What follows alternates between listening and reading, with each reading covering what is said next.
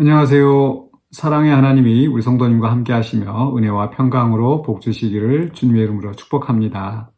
오늘 함께 나눌 하나님의 말씀은 시편 106편 34절로 42절입니다. 34절로 42절 말씀 제가 봉독하겠습니다. 그들은 여호와께서 멸하라고 말씀하신 그 이방 민족들을 멸하지 아니하고 그 이방 나라들과 섞여서 그들의 행위를 배우며 그들의 우상들을 섬김으로 그것들이 그들에게 올무가 되었도다. 그들이 그들의 자녀를 악귀들에게 희생제물로 바쳤도다. 무죄한 피, 곧 그들의 자녀의 피를 흘려 가나안의 우상들에게 제사함으로 그 땅이 피로 더러워졌도다. 그들은 그들의 행위로 더러워지니 그들의 행동이 음탕하도다. 그러므로 여호와께서 자기 백성에게 맹렬히 노하시며 자기의 유업을 미워하사 그들을 이방 나라의 손에 넘기심에 그들을 미워하는 자들이 그들을 다스렸도다. 그들이 원수들의 압박을 받고 그들의 수하에 복종하게 되었도다. 아멘. 네, 오늘 말씀의 제목은 세상과 구별된 성도의 삶입니다. 오늘 말씀은 이 사사기 전체의 역사를 요약하고 있는 것 같습니다. 그 앞에 33절까지는 이 광야에서 이스라엘 백성들이 하나님을 거역하고 하나님을 근심하게 하였던 그러한 역사를 돌아보는 것이었다고 한다면, 이제 34절부터는 그 백성이 이 가나안 땅에 들어와서 하나님 앞에 범죄하였던 그러한 역사를 기록하고 있습니다. 그 중에서 34절로 39절까지는 그들의 범죄를 말씀하고 있고 40절과 42절, 40절부터 42절까지는 그에 대한 하나님의 심판을 이야기하고 있습니다.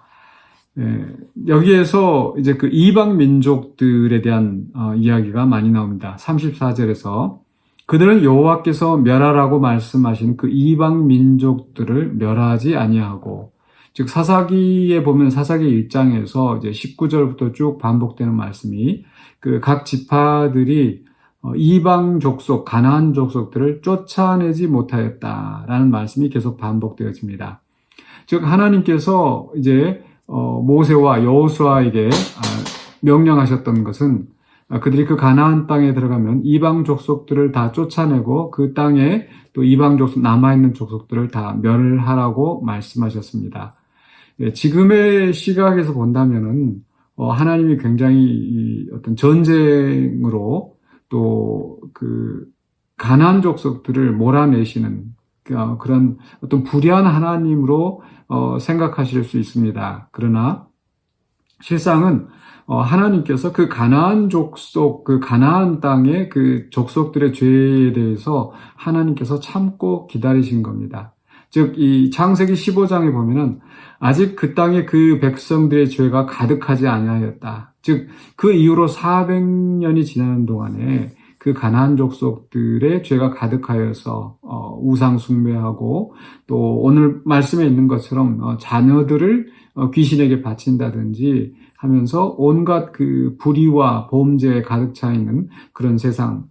그래서 하나님께서 그 가나안 족속들을 다 몰아내고 마치 노아의 홍수 때 그 다 쓸어버리시고 이 새 하나님의 백성들을 정착하게 하신 것처럼 이제 이 가나안 땅을 하나님께서 심판하시고 그 땅에서 이스라엘 백성들이 하나님의 말씀을 따라서 하나님의 명령을 따라서 정의와 공의를 이루는 그런 나라를 세우시려고 하신 것이죠. 그런데 문제는 이 이스라엘 백성들이 그 땅에 들어가서 여러 가지 이유들로 아마 그들을 두려워한 것도 있고 또 그들로부터 어떤 실제적인 이미 그 토착민들의 그 어떤 기술을 배운다든지 또 그들이 부유한 그 족속들을 보고 또 그들과 교역을 하면서 무역을 하면서 실질적인 유익을 구하려는 그런 욕심도 있었을 것 같습니다. 또는 그들이 섬기는 우상을 보면서 저렇게 우상을 섬기니까 저렇게 잘 사는구나 라고 하면서 그들을 따라가는 그런 문제가 발생하기도 했습니다. 즉 하나님께서 그 이방 족속들을 멸하라 또는 쫓아내라고 하신 것은 그들이 온전히 하나님의 말씀을 따라서 순종하며 살아갈 수 있도록, 즉 이방의 그 죄의 영향을 받지 않도록 그 가나안 족속들을 몰아내게 하신 겁니다. 그리고 말씀드린 것처럼 그들이 결코 선한 사람들인데 억지로 쫓아내는 것이 아니라 그들의 죄에 대한 하나님의 심판도 함께 이루어진 것이죠. 그런데 그 이스라엘 족속들이 그 땅에 들어가서 그 족속들을 쫓아내지 못하고 그들과 타협하면서 그들과 더불어 살고, 그러면서 35절에 있는 말씀처럼 그들의 행위를 배우고 또 그들의 우상을 섬기면서 결국은 그 이방 족속들의 지배를 받게 되는 그 불행한 결과가 낳게 된 거죠. 그래서 사사기에서 계속 반복되는 게 이 블레셋 사람들의 지배를 받고 또 모압의 지배를 받고 또 주변의 그런 가나안 족속들에게서 계속 시달리면서 살아가는 그런 역사가, 암흑의 역사가 계속되었던 겁니다. 그런데 그러면 이제 오늘 이 말씀을 이 시대에 우리가 어떻게 적용할 수 있을까? 세상 속에서 우리가 살아가고 있는데 그렇다면 오늘 말씀처럼 이방 족속들을 멸하고 그렇게 살아야 되는가? 또 35절에 이방 나라들과 섞여서 그들의 행위를 배웠다고 그러는데 섞여 살지 말고 따로 그렇게 살아야 되는가? 그런 사람들이 좀 아미시 공동체나 또 이런 그런 좀 극단적으로 어떤 분리주의자들이 있습니다. 그러나 분명히 요한복음에서도 보면 예수님께서 이 제자들을 향해서 세상에 보내셨다 이렇게 말씀하시죠. 또 고린도전서 5장에서도 보면은 사도 바울이 고린도 교회에 보낸 편지 가운데서 그렇게 음행하는 자들, 우상 숭배하는 자들과 사귀지 말라 하였으나 그들은 이 불신자들에 대한 것이 아니다라는 말씀을 합니다. 즉 그렇게 살려면 그들과 사귀지 않고 도무지 사귀지 않고 살려면 세상 밖으로 나가야 된다라고 말씀하시죠. 즉 우리는 지금 이 구약시대 이스라엘 백성과 다른 상황입니다. 구약시대 때는 하나님께서 가나안 땅을 약속의 땅으로 주시고 그리고 그 땅을 하나님의 나라로 하나님의 백성답게 살아가도록 지정하셨죠. 그런데 이 고린도 교회 같은 경우 고린도 지방에는 여러 민족, 여러 종교들이 섞여 사는 상황인 거고 그것이 오늘 우리들이 살고 있는 우리들의 현재 상황과 비슷한 겁니다. 즉 이 대한민국이라는 이 땅은 그 가나안 땅, 약속의 땅과 다른 상황인 거고 여기에는 또 불교를 믿는 사람, 또 다른 무속 종교, 또 무신론자들, 또 심지어는 이제 이슬람이 들어오고 있고 이런 여러 가지 복합적인 그런 종교와 문화 속에서 살고 있는 거죠. 그런 속에서 우리는 그들을 멸하고 그들과 분리되어지고 이렇게 살아야 되는가? 그 신약 성경의 원리는 그렇지 않다라는 겁니다. 우리는 분명히 세상 속에 살고 있습니다. 그런데 그러면 그 세상 속에 살면서 지금 이스라엘 백성이 실패한 것처럼 그렇게 이방 사람들을 보고 배우고 그들의 행위대로 따라가면 우리도 결국 그 심판을 받을 수밖에 없는 거죠. 그래서 어떻게 살아야 되는가? 바로 로마서 12장 2절에 있는 말씀처럼 너희는 이 세대를 본받지 말고 그리고 어떻게 살아라고 합니까?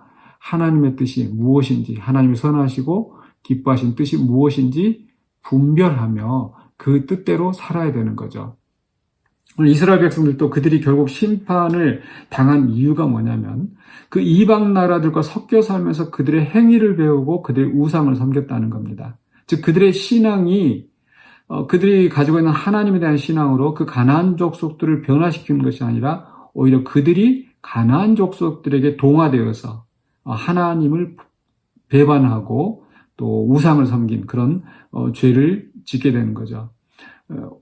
우리는 이 세상 속에서 분명히 예수님께서 말씀하신 것처럼 빛과 소금으로 우리는 세상에서 살아가야 되는데 그렇게 하기 위해서는 우리가 항상 하나님의 뜻이 무엇인지 분별해야 됩니다. 그리고 동시에 이 세상을 본받지 않아야 되겠죠. 이 세상의 문화가 지금 굉장히 하나님 뜻에 거스르는 그런 많은 일들이 있습니다.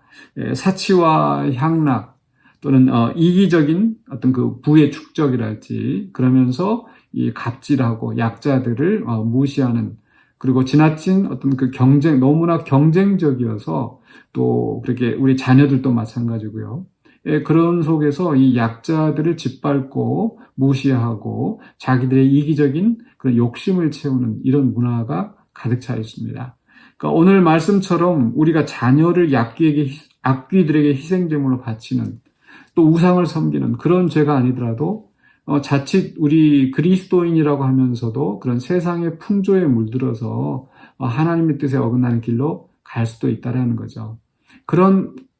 그러므로 우리는 그런 위험에 대해서 오늘 로마서 12장에 있는 말씀처럼 이 세대를 본받지 말고, 즉 이 세상을 따라가지 말고 하나님의 뜻을 따라서 우리가 이 세상의 빛과 소금으로서의 역할을 감당해야 되는 겁니다. 그게 바로 세상 속에서 성도는 거룩한 무리 아닙니까? 구별된 자로서 살아가는 우리 믿는 자들의 자세여야 될 줄로 믿습니다. 우리는 결코 세상과 분리되어서 세상과 동떨어져 사는 것이 아니라 세상 속에서 살아야 됩니다. 그러나 세상과 동화되지 않고 세상과 구별되게 하나님의 뜻을 따라서 하나님의 뜻을 행하는 하나님의 백성으로 살아가야 될 줄로 믿습니다. 오늘 또 이 말씀을 기억하시면서 우리가 세상 속에서 거룩한 성도로 살아가시는 저와 여러분이 되시기를 주의 이름으로 간절히 축원합니다. 기도하겠습니다. 사랑해 주님 감사합니다. 오늘 우리가 이 말씀을 통하여서 우리가 가지 않아야 될 길, 우리가 넘지 않아야 할 선이 무엇인지를 밝히 깨닫게 하시니 감사합니다. 우리가 이 세상에서 살아가는데 세상을 따라서 세상의 행위를 배우지 않게 하여 주시고 하나님의 뜻이 무엇인지 분별하며 하나님의 뜻을 행하는 자들이 되기를 원합니다. 그리하여서 우리가 이 세상을 변화시키고 세상이 우리를 변화시키는 것이 아니라 우리가 이 세상 속에서 하나님의 뜻을 나타내고 복의 근원으로서 하나님의 영광을 나타내는 신실한 주의 백성으로 살아가게 하여 주시옵소서. 예수 그리스도 이름으로 기도하옵나이다. 아멘.